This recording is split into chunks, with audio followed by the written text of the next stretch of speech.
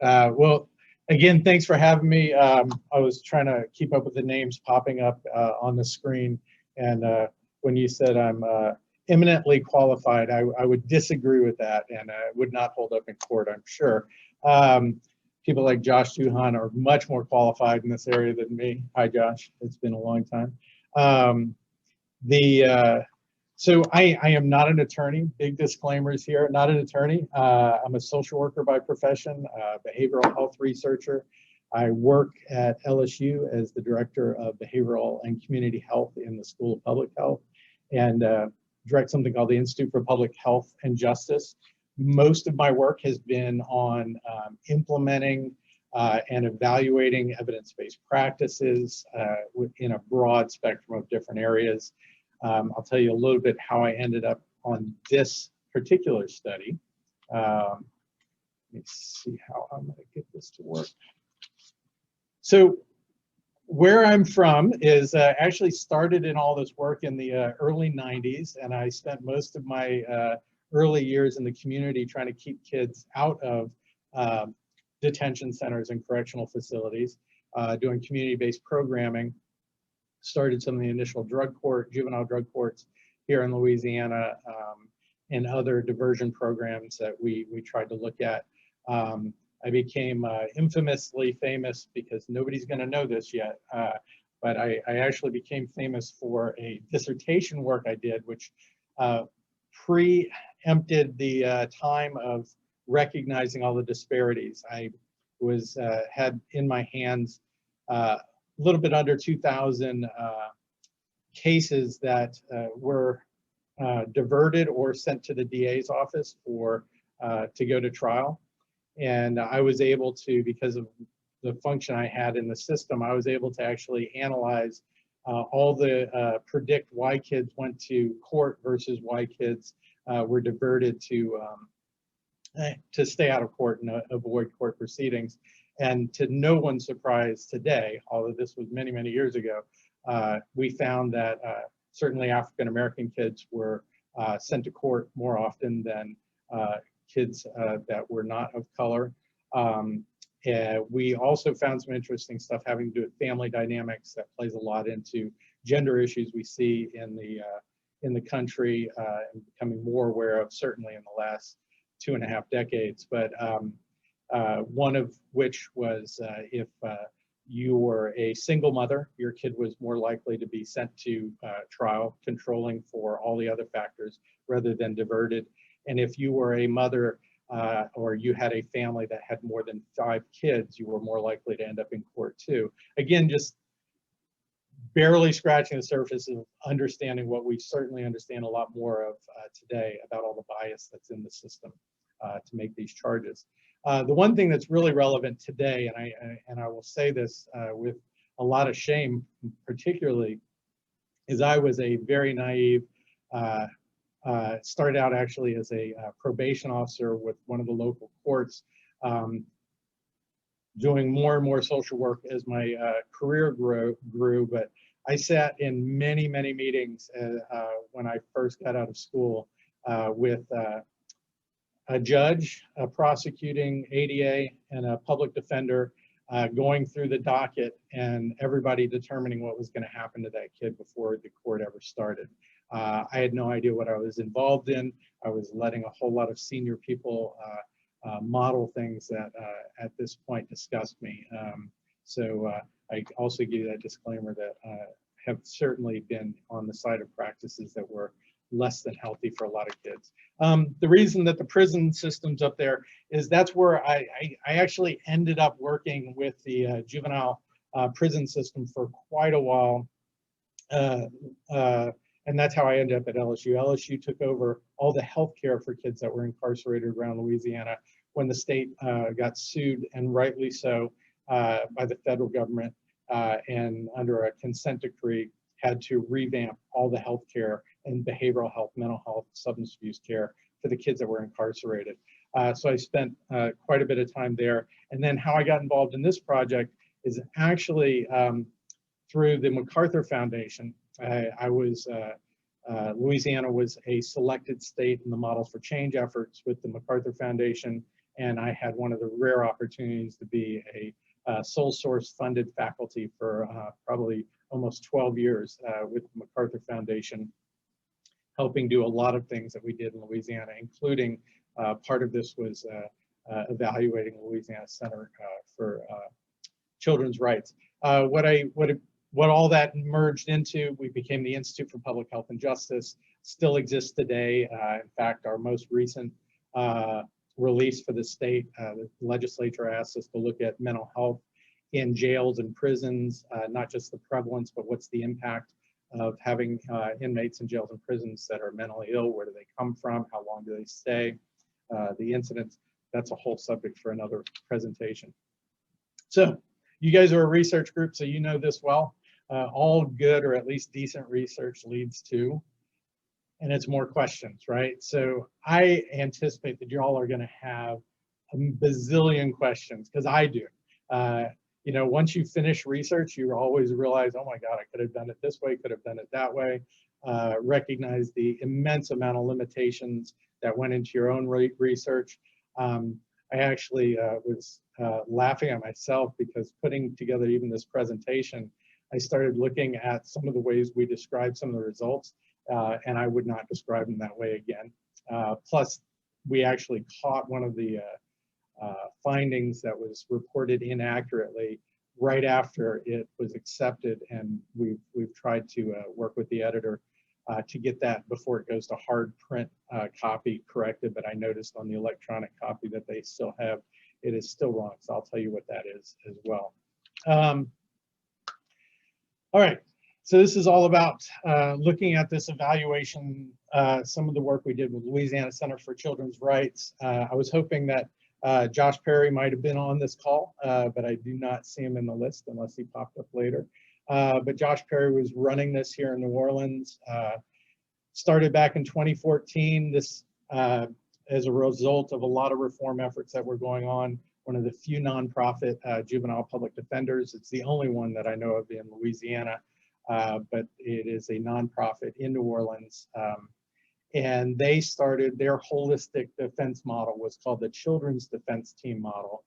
And what I was asked to do was to go in and look at the defense team model and just look at initial outcomes. So first thing I'll tell you is a big caveat on this study is it's a very preliminary exploratory evaluation.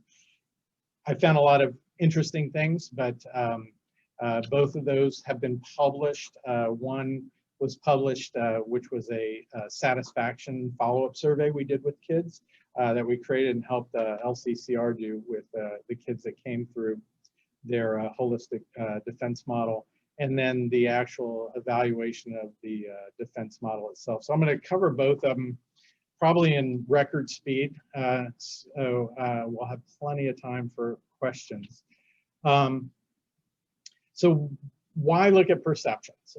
So one of the things that we looked at when we started talking about perceptions of kids and parents about their public defense was based on some research that was already out there by Kavanaugh and Kaufman that were just arguing that a lot of kids coming through the juvenile justice system, some of the higher rates of delinquency and recidivism can be associated with their perception of the system and how fair or inequitable it is, one or the other.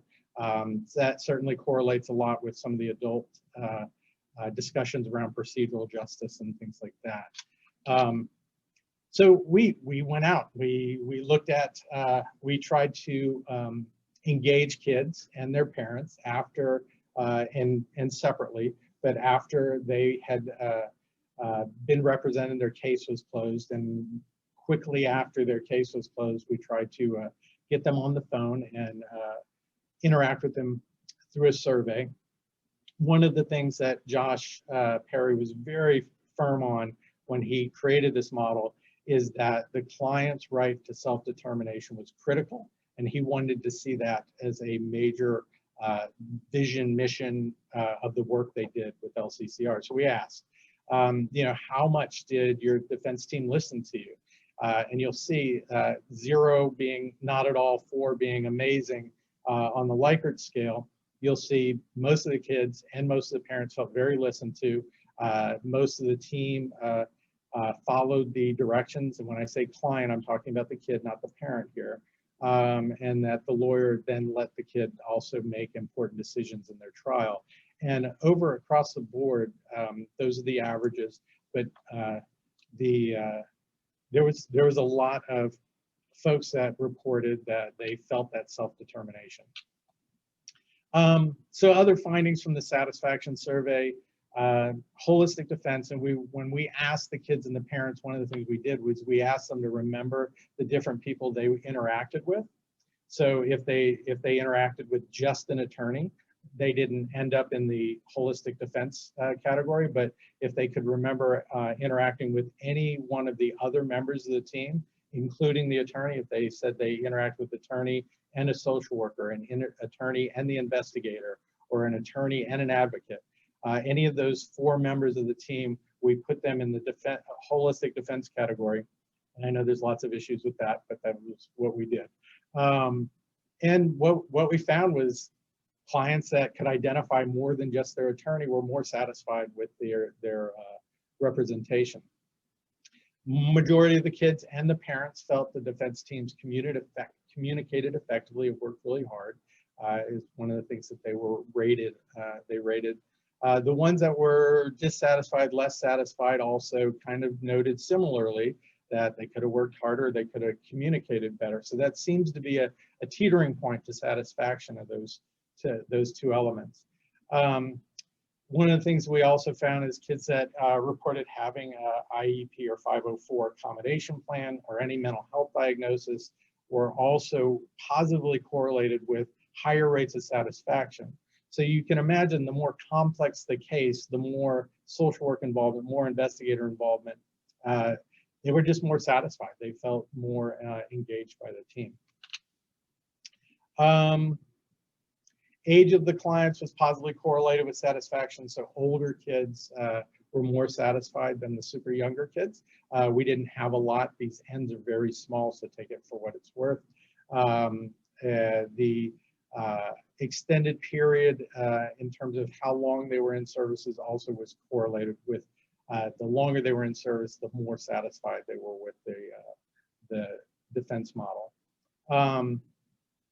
And then most of the clients overwhelmingly reported that they did like the team-based approach.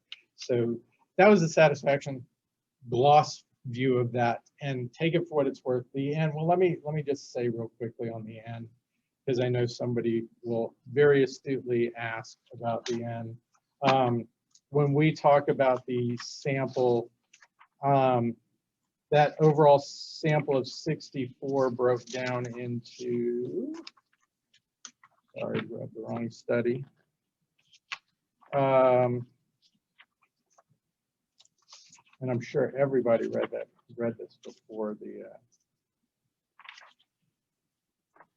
The overall sample of 64 broke down into 47 parent and guardians and 19 clients or youth. So you can tell the numbers are small, and so that certainly impacts what you can do with those findings.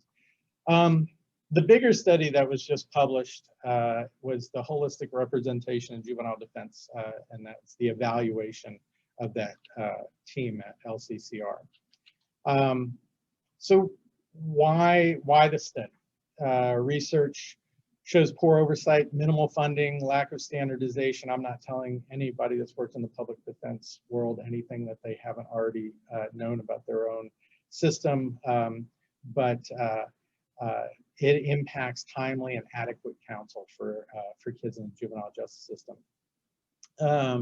Approximately half of youth, and I was a little bit disappointed because that's an old statistic that's in there. I don't know if there's anything new. I'm sure there's newer out there, but about half in the delinquency proceedings enter a guilty plea without legal representation, which is just shocking. Hopefully that's a lot better these days. Data also suggests that attorneys often subordinate these youth, so not permit them that self-determination aspect that we were looking for in the satisfaction survey. So that was part of the problem. So we started asking questions, right? And this is what some of the questions we asked in this research. But what were the characteristics of these kids? How did the child defense team, how did they perform, right? And was it in adherence to what the vision and mission and goals and objectives of Louisiana Center for Children's Rights were? How did that impact both their case outcomes and their life outcomes? And we'll talk more about that.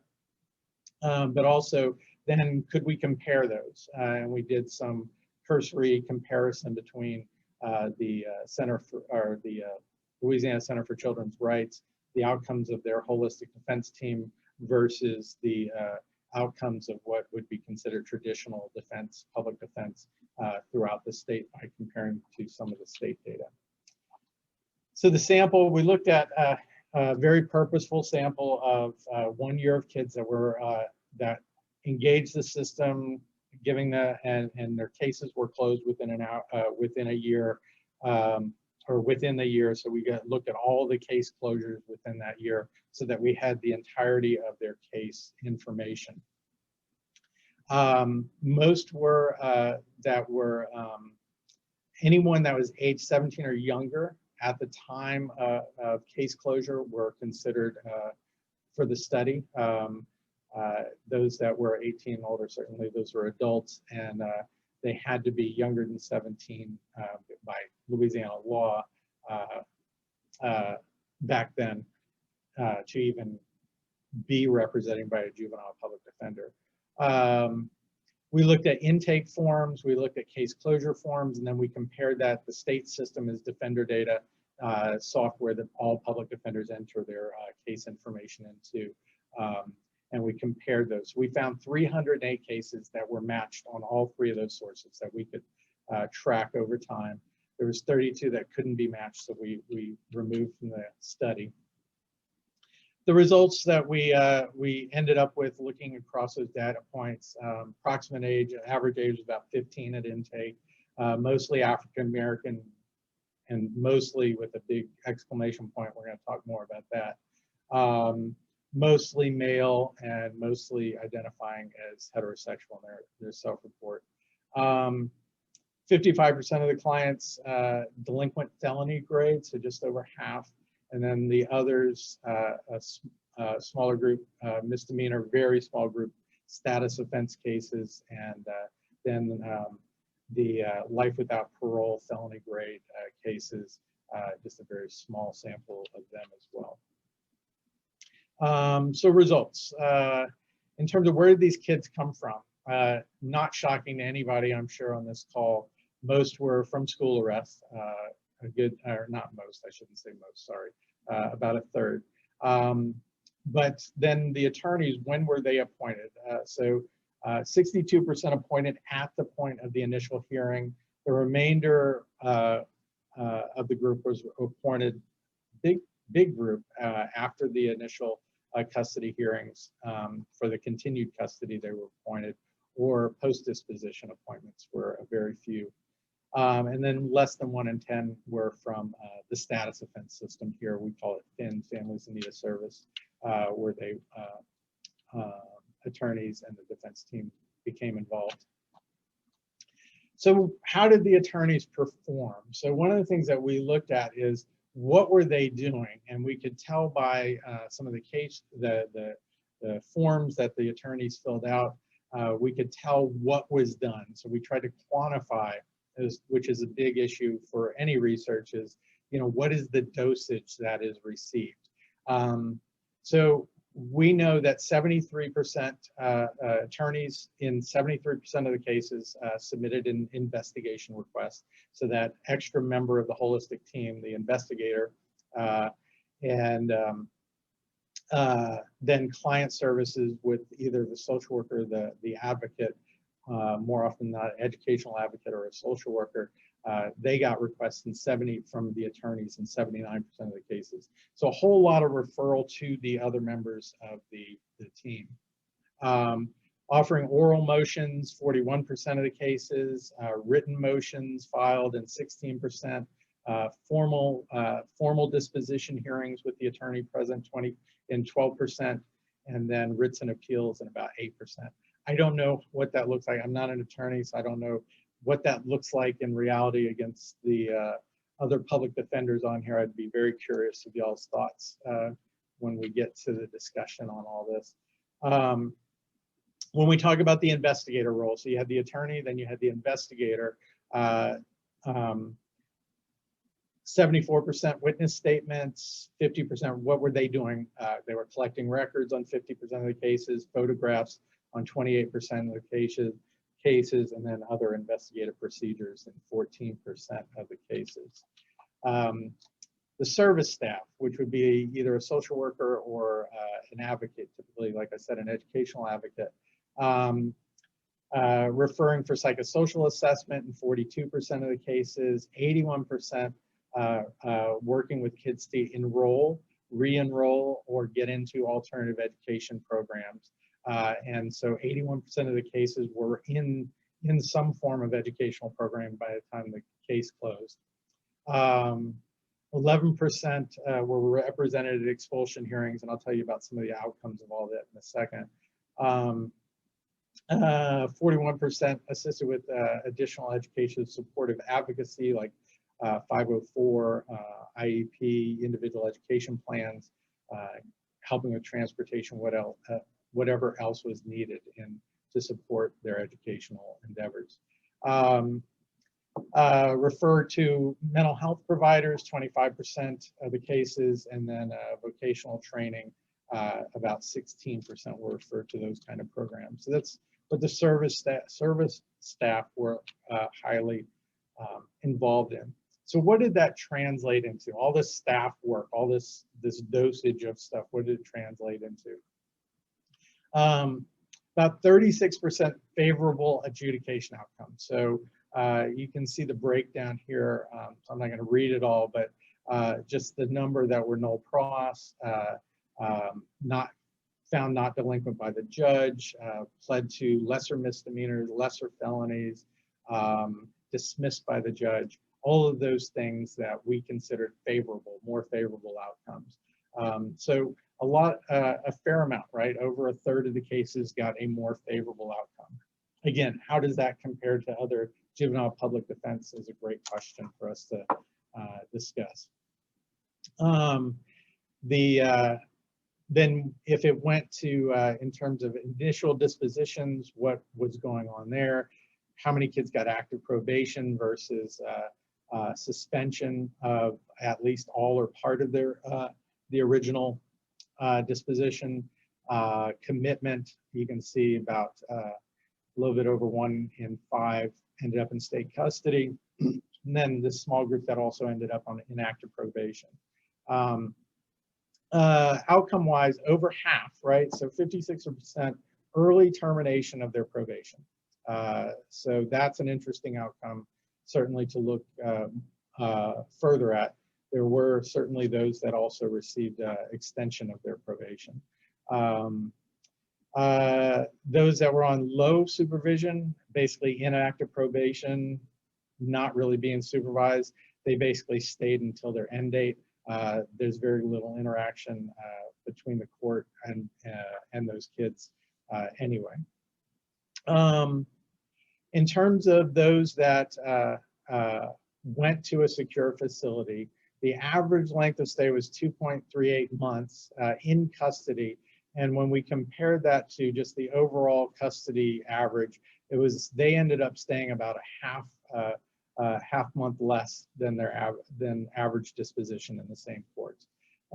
So that becomes an interesting point. And then those very small number that were committed to non-secure care also served, but they also served longer overall. Those tend to be more behavioral health, child welfare related cases that are complex anyway.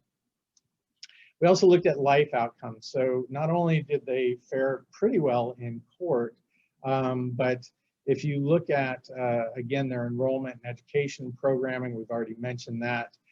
Mentor programs, well over a quarter of the kids were referred to mentoring program. And this is always an interesting thing in the behavioral health sciences, is how many actually successfully enroll. So engagement is a huge indicator of whether somebody's going to do well or not do well in programming. Referrals are almost easy. Getting somebody engaged and retained in a service is hard. So of those referred to mentoring, 17% stayed enrolled in the program. Of those that were represented in expulsion hearings, 74% were prevented from being expelled. Those that were the quarter that were referred to employment opportunities, 60% of them obtained a job, which is outstanding as far as I'm concerned in terms of getting kids employment. The 16% referred to vocational training, 44% by the time their case was closed has completed the training. Mental health diagnoses and substance use became interesting because one of the things that we found is we know substance abuse and mental health play a huge role in outcomes for kids in the juvenile justice system. And one of the things that we found with the holistic defense, it's not a major upswing, but there's an upswing in diagnosis. So this team is seeing things and referring kids to get a little bit further look at some of the issues going on. And so their diagnostics are going up. And of those that then were referred, they were assisted with compliance with providers, compliance with meds. They were well over half, about 60%, close to 60% were compliant with their counseling programs, which are all great outcomes when you compare those to behavioral health outcomes in general. Drug use, 32% referred to substance abuse treatment, and 24% were compliant by the time the case was closed with staying involved and actively engaged in treatment. And then this one becomes the big controversial issue, right? I know when Andy and I were talking about this whole presentation, the Bronx Defender was just blasted by NIJ as ineffective because it didn't show successfully that it reduced recidivism, which I have a big, just theoretical question whether that's even a role of a public defense model. However, in this case, 21% did report that they were not adjudicated or convicted of a new offense during their representation. So how did this all relate? So what correlated significantly and what didn't? So attorney performance was marginally associated. So I'll for all the researchers on here, I know we're not supposed to report these, but it's close, 0.07 p-value with dispositional outcomes. So marginally associated with being able to be terminated from probation earlier or earlier than the original date. Significantly associated with not being adjudicated or convicted. So the more activity an attorney did on a case, so we counted all those activities, and you were either above the mean or below the mean on your performance as an attorney. And those attorneys that were higher performing or cases that had a higher performance from their attorneys showed lower adjudication and lower conviction of new offenses during representation. Also associated significantly with higher frequencies of being enrolled in those IEP 504 plans, which you'll see from earlier. That was one of the big things that the attorneys were referring their cases to, those interventions to assist with school. When we separate out and just look at investigator performance alone, not attorney or the social work or anything else, just the investigator, marginally associated with lower frequencies of being adjudicated, convicted. So the more that investigator did for the case, the lower the chance of that kid being adjudicated or convicted of new offense during representation. And then the social work, the advocate staff, that client service staff, the more work they were documented as doing was significantly associated with improving school enrollment, and actual acquisition of educational services. Trying to control, so then we start putting this in models to try and figure out what can we actually predict. Trying to control for some of these factors that may cross over in this team interaction with kids. So once we started adding all the layers of the model in there, the attorney performance was not significant in terms of predicting the post-dispositional outcome. So in other words, there's more of the model, investigator, service staff activity that's leading to that outcome more so than simply the attorney performance in predicting a more favorable outcome. It did remain significantly positive in the higher odds ratios of clients enrolling in IEP 504. So that attorney activity still had a significant activity to predict that predicted better outcomes from the school standpoint. It's interesting because that's not usually typically the significant role of an attorney. In terms of investigator performance, controlling for all this was continued to hold true that it lowered the odds of recidivism the more that investigator work that investigator did. School arrests were associated with higher odds of recidivism across the board. So if that kid started and the referral came from being arrested at school, higher odds of recidivism regardless. And then compared to those that did not have a high report of client staff assistance compared to those that did get that social work and advocacy assistant, higher rates of enrolling in school and other educational services. Length of representation becomes interesting. So the average length of representation was about 10.7 months. Median was 8. So we literally looked at who length of representation, if you were represented below 8 months or above 8 months. And we started looking at how that then compared. So longer representation was associated with, or I should say, shorter representation was associated with higher odds of recidivism. So having that attorney, that holistic defense team involved in actively representing for a longer period had a more positive effect. Clients with shorter lengths of representation were also less likely to have those school benefits. So as compared to what becomes interesting and important, right? So it's the first question I try and teach my PhD students is the two most important questions in research are, so what, why is this important, and then as compared to what. And so we did do a little bit to try and look at comparisons. So we went to Louisiana Public Defense Board and looked at across the state the 7,234 kids that were represented by public defense and compared them to Louisiana Center for Children's Rights. And the reason we could do that is Louisiana Center for Children's Rights represents a very distinct jurisdiction. And so we could compare that jurisdiction against the state. So greater percentage of the holistic defense clients through LCCR pled to or received a judgment of a lesser misdemeanor or felony compared to the state. It's not a huge difference, about a 1% difference. Not so much on a lot of other things, and there's so many limits to discuss in all this, but traditional cases with pretrial case dismissal by a judge was lower than that for the state compared to CD, the holistic defense team. Those with traditional representation, again, these are small ends to take it for what it's worth, but were found not guilty by a judge at a different percentage than those that were represented by holistic defense.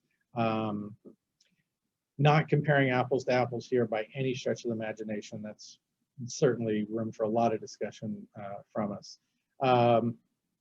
The other things that the holistic defense did look at, and I think this is interesting, is that approximately 75% of the juvenile clients with traditional representation in the state were found guilty as charged by the judge, as compared to only about 52% of the holistic defense clients by Louisiana Center for Children's Rights.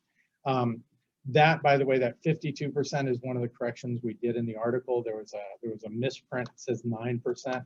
It wasn't that good. That would be amazing, but it wasn't that good. It's still good though, 52%, not 9%. So how does this all play out, right? The discussion then becomes important. How does this compare? So we know there's a lot of emergence of different defense models. Reforms in juvenile justice have been pretty extensive throughout the US, yet minority youth still remain disproportionately in contact. And it's certainly what we found here with 99% of the kids in Orleans being arrested. 96% were juvenile arrested, 99% in this particular evaluation, as compared to the makeup of African Americans in New Orleans is about 37%. So huge disproportionate contact with the system. Other studies have shown similar disproportionality, so there's no shock there. So, additional research certainly is needed in the juvenile justice system and the justice system overall about those points of contact that lead to overrepresentation. Sorry for all the words on this page. I would give my students an F for doing this to me, so apologize to you all. But when we looked at the investigator activities that were associated with lower odds of recidivism, so that's interesting, right? Because you all know this research probably certainly better than I do. There's research out there that shows holistic representation really didn't do anything. But in this case, with that added element of that investigator, did show, predict a lower odds of recidivism. The other interesting thing is the mental health. We know the prevalence of mental health in the justice system is high. So the fact that we have a group of people working with kids in that system as part of their defense team that are getting them into treatment, referring them to treatment, helping with compliance, all of those things are translated well, and it certainly bodes well against the literature that talks about how much this can impact, negative impact from trauma to mental health, negatively impact the outcomes for kids. So we would assume that the outcomes are going to be better longer term for these kids that come through this holistic defense model. Staff performance, increasing the odds of school enrollment, educational programming, things like that, also has big implications. The literature is so clear on school arrest and the negative impact that has, the impact that putting a kid in custody has on actually them graduating, and then all the way into adulthood, the lack of educational completion and how that ends up in adult crime too. All of those things impact. So anything we see where we're helping a kid get through the educational system successfully has a profound effect on juvenile justice outcomes. Client case outcomes, performance, attorney performance, like I said, wasn't significantly associated with post-dispositional adjudication outcomes. However, it's still important, right? Because a high proportion of those kids avoided adjudication, they avoided conviction. So when we start looking at that, all of those things where we get kids out for supervision at an earlier rate, the literature suggests that we're doing, we're actually increasing the odds of better outcomes for them. We already talked about the difference between the guilty as charged. The FINS adjudication becomes interesting. And again, these are tiny, tiny numbers, but I was, and this is just totally me theorizing, but I was curious, and I'm very curious, if the FINS adjudication was so much higher for the holistic defense team, if it isn't because the court's not perceiving them as that kind of psychosocial remedy that status offense cases usually get. So was that adjudication higher, trying to get them to that youth advocate, that social worker to work with them? I don't know the answer to that, but that's one certainly that I did look at. or at least thought about. Client life outcomes. Certainly anything that keeps kids re-enrolling in school, in complex, the complex nature of keeping these kids that have violated a lot of times rules at school, arrested at school, trying to get them back into schools, trying to keep them in schools are major hurdles. School systems are in a lot of ways designed to keep these kids out. Anyway, subject of a whole nother discussion, but keeping these kids enrolled in schools becomes very, very important, and the research is very clear on that, as well as securing employment. So just to highlight several limitations of the study, obviously its sample size is what it is. We only looked at a single public defense agency, so it is what it is about generalizability. It's going to be limited. There is a certainly overrepresentation of African-American youth in the sample, so that becomes very interesting in terms of what it says, but also some of the limits it puts on the study. We used a lot of self-report data, a lot of self-report from obviously attorneys, the investigators. We use a lot of self-report from kids and families, so that has limitations as well. Recall bias, to say one.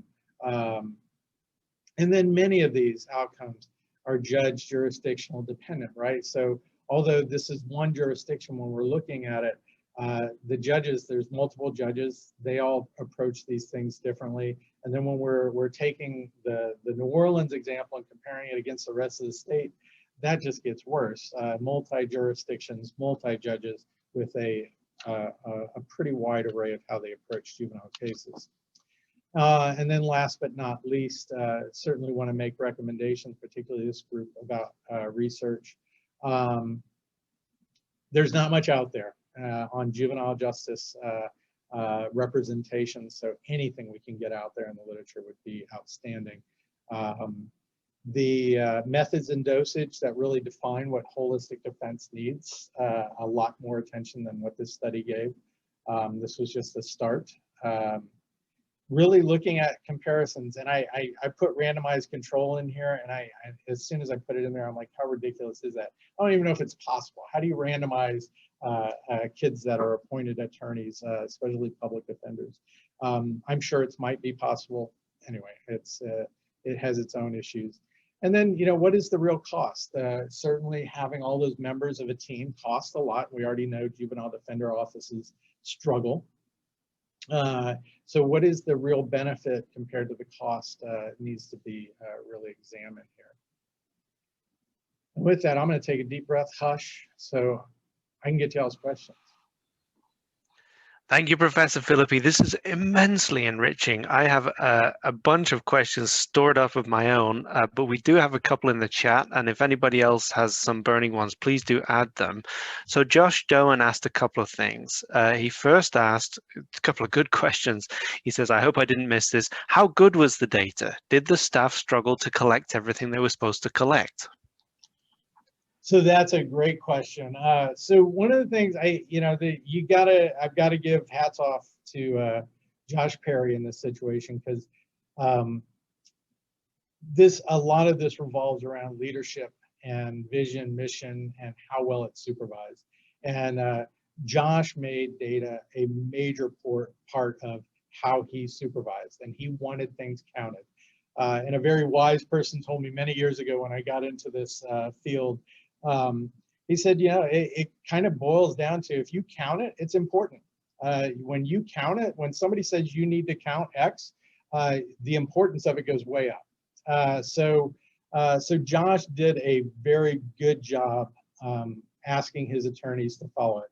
Now, was it without trepidation? Not a chance. There were people that were doing, certainly there were attorneys, investigators, the members of the team that really kept up with all the data and really had no problem with it. There were others that were squeezing in, filling out these forms and trying to recall things and having to go back to notes. And so it wasn't perfect.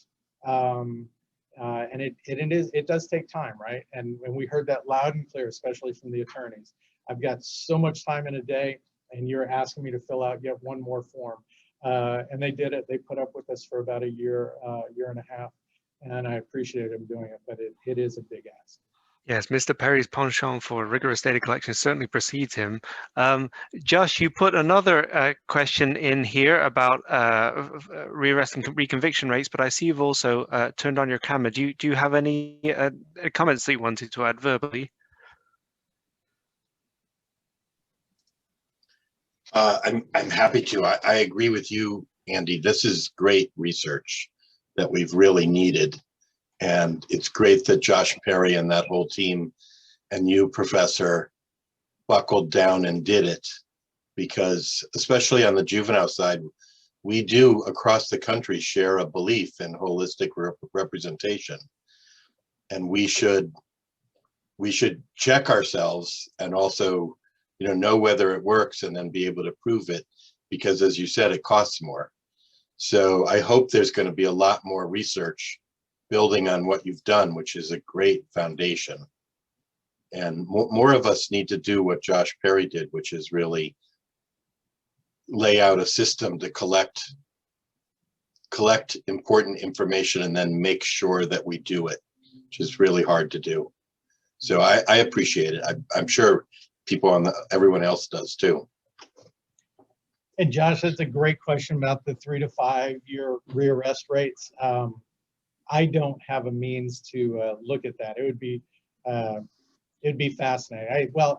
There's a possibility we could look at that, but I'd have to get some agreements to stretch across agencies to really look at rearrest rates for those kids. But we only look to your point, we only look during the point of representation, which still is critical. If you look at and you all probably know this very well, if you look at the rearrest data that are out there, that time period between the first arrest and getting to your actual court date is a risky period. And a lot of kids reoffend in the midst of that. So from that point of arrest, getting appointed attorney, having these kind of interventions, it seemed that LCCR was able to lower that rearrest time during a period of time that can be very risky for a lot of kids. And you're already under the supervision of the court, so it just makes it that much easier to throw the book at you and make things much worse, much faster. So I see Mr. Pittman has a hand up and also a question from Jessica Wright, but Mr. Pittman, I'll let you go first, if I may. Hi, Richard Pittman with the Louisiana Public Defender Board. How are you? How are you, Mr. Phillippi, Professor Phillippi? I wanted to highlight something that I think Josh Doan, my good friend Josh Doan, brings up the issue of the quality of LCCR's data. Probably the bigger concern is actually the quality of the control data, because it was, I think LCCR's data in this time period that was studied was probably quite a bit better than the data of the other districts around the state, because they simply weren't being asked to collect this data in this systematic of a way. So that's probably where the bigger problem is. When Professor Phillippi discussed this project that he had and the data collection with myself and Dr. Stilling, who's also on the call, the skepticism we had was in how difficult we thought it would be to compare LCCR's client base with the client base around the state. And you all know there's a ton of moving parts in a court system, and the moving parts are very, very different in Orleans Parish. They're unique in the state of Louisiana, and in a lot of ways they're unique. LCCR didn't get a lot of misdemeanors. Most of their cases were felonies. They were kind of what you might call a higher level of delinquent behavior compared to a lot of disturbing the peace and a lot of simple battery and simple assault that were coming in other cases. And that made me wonder if LCCR's outcomes might be worse, just at a baseline, not because of anything they were doing, but just as a baseline level of, you know, the prosecutors and the police were already bringing in the people they were taking more seriously than a lot of other places were. That's all I have. No, you're absolutely right, Richard. That's and we don't know. We don't know. I think it's a great assumption, and we just don't know. New Orleans is notorious for, if anybody pays attention to the current news, I'm sure it's been in the national news, delaying interventions for kids and delaying and delaying and delaying. So by the time they get to court, it's usually pretty heinous offenses, or more significant offenses, I should say. And I don't want to suggest that the offending in Orleans was worse. What I'm suggesting is that the low-level offenders that Orleans was getting weren't being brought into the court system, and they weren't getting this, they weren't getting this level of representation, where in other places they were. Yeah, no, that's a good point. That's what I was trying to get to. You said it much better than I did. So I can tell that we're going to leave people wanting more here. We've got just a few minutes left, but the questions are coming in now. So I want to, if I may, move on to Jessica Wright. She writes, I'm curious if there are any future research considerations for transitional age use given holistic representation. And Professor Phillippi, do bear in mind that not everybody here is maybe familiar with the term transitional age youth. So I don't know the answer to that. We would actually, so transitional age youth are usually those that are considered at least 18, if not 19, 20, 21, someplace in there, sometimes as high as 23.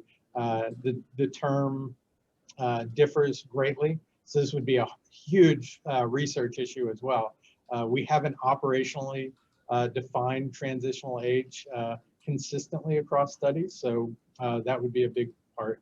I am curious if Louisiana wouldn't have a natural kind of experiment to play around with, just looking at some of the older youth, since we did a raise the age transition. It's a little bit younger than those transitional age, but if we just isolated out the difference that happened with those 17-year-olds that used to be in the adult system versus those that are now in the juvenile, and those that, especially in Louisiana, we could look at LCCR and what happened to those 17-year-olds as they came in. I don't know. I'm just thinking out loud at this point. It's a great question. I don't think we have anything out there published on it. Jessica, any thoughts from you? Yeah, hi. First of all, I just want to say thank you for this presentation. I'm a master's student in the social welfare department at UC Berkeley, and my whole focus has been on transitional aged youth. And so I'm just curious to know, there's been a lot of conversation around using holistic representation for that age group, because that's kind of when offending behavior, towards the tail end of that age range, like 24, 25 is when offending behavior usually tends to decrease. And in San Francisco County, there's a lot of programs like Young Adult Court that are focusing on this transitional age range and showing that it's just really effective in reducing offending behavior and reducing the risk factors that are associated with offending behavior. And so I'm just really interested in getting involved in that research and reading about it. And so wondering what other work is being done out there. Thank you, Jessica. And Stephen, I apologize for cutting you off. We're 1 minute from the end, and we have one more question here from Torin. This is my son, Benjamin. He's needing some help with the Lego game. But Torin writes, was there any judicial pushback in increasing the defense function infrastructure for juveniles? I've run into anecdotes in Indiana that judges often feel juvenile justice should be kept small and more informal, and deviations, I suppose, providing more representation, can lead to harsher decisions from judges. Do you have any quick thoughts about that, Stephen?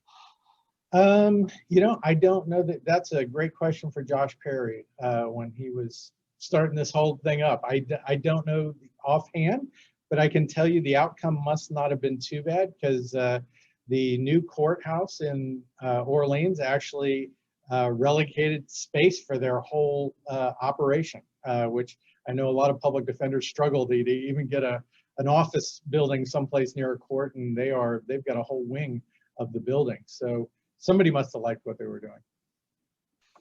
Wonderful. Thank you. Well, I was sure that we'd leave people wanting more, and I'm sorry to the questions that we didn't get to. I see there's been some vigorous chat going on, folks resolving questions between themselves. As ever, or as predicted, an extremely stimulating conversation, Professor Phillippi. I really appreciate, what I was going to say is I really appreciate your orientation coming to this group as a juvenile justice researcher. We actually don't have so many people with that specialism, and I think it's really adding something different, particularly suited to this holistic defense kind of question. Thank you so much. We do try to be respectful of people's time, and people naturally turn off after the hour anyway. But it just remains for me to say thank you so much, Stephen Phillippi, and until next time, this has been a great session.